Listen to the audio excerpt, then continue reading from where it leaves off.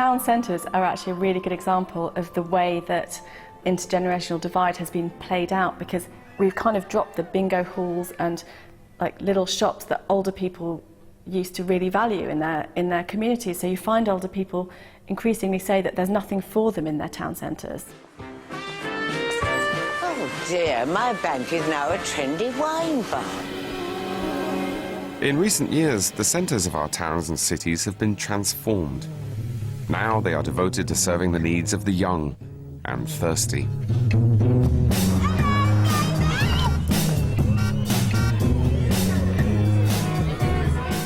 It seemed for a moment any building in a city centre could be turned into a place to get drunk. Banks became bars. Churches. What you've got in most of these regenerated city centres is one bar after the other, and they're selling, and it says, you know, get 3 pints for the price of a tin of cat food, and you just let everyone go.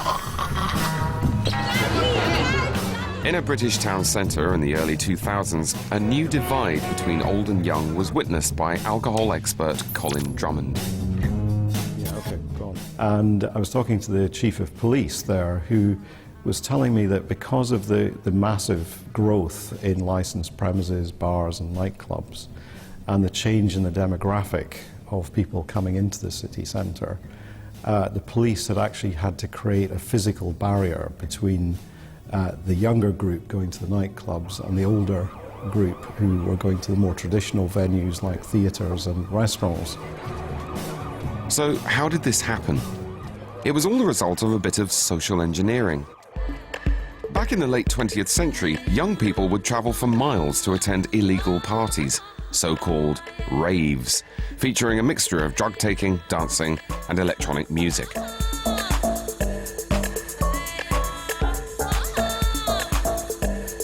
But while they were doing all these things, they weren't sitting around drinking alcohol.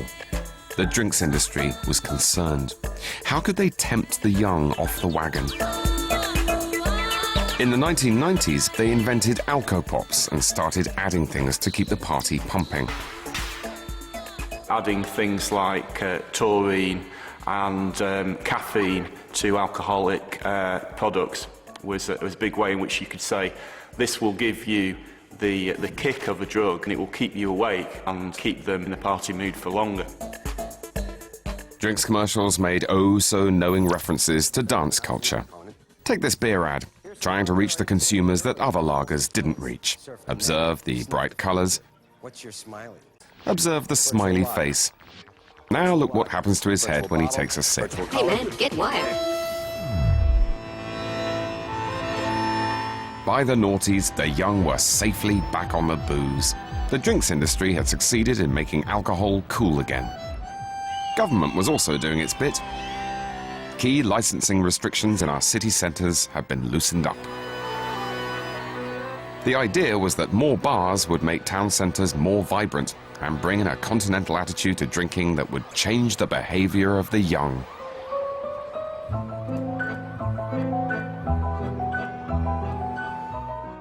The idea of that policy is almost charmingly naive. Somehow, all these young British people were going to sit around sipping cappuccinos and having a little tiny 175 milliliter glass of red wine like our French and Spanish and Italian cousins do. But being Brits, we want gigantic glasses of red wine, huge tankards of beer, and just to get smashed. You know the rest. A familiar barrage of unpleasant images played out firstly in our town centres and then on our TV screens. This is what happens when you go out and try and enjoy yourself. You know, all fuses into making British towns highly unpleasant after dark.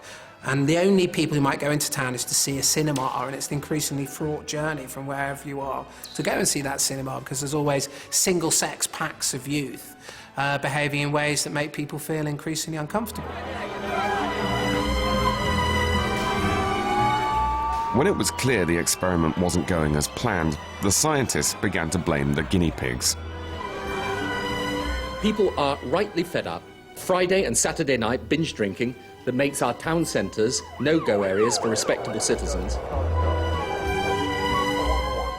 It's seemed to the government to be much easier to demonise a sector of the population rather than regarding the availability of alcohol as the root of the problem.